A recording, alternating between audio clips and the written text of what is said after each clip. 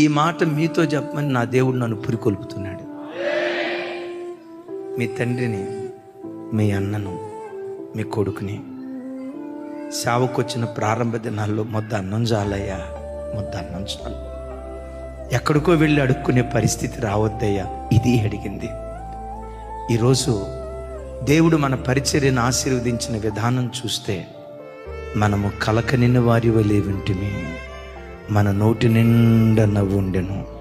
యెహోవా వీరి పట్ల గొప్ప కార్యాలు చేశాడని అన్ని జనులు చెప్పుకుంటారని లేఖనాల్లో రాయబడినట్లుగా దైవజనమా, ఇది కళ నిజమా?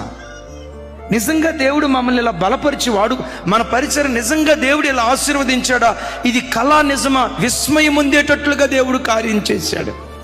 మీ తండ్రిగా తల్లిగా మా జీవితాల్లో ఏ కార్యం చేశాడో మా పిల్లలైన మీ జీవితంలో కూడా అంతకంటే ఎక్కువ కార్యం ఏదో ఒక రోజు తప్పకుండా దేవుడు జరిగిస్తాడు.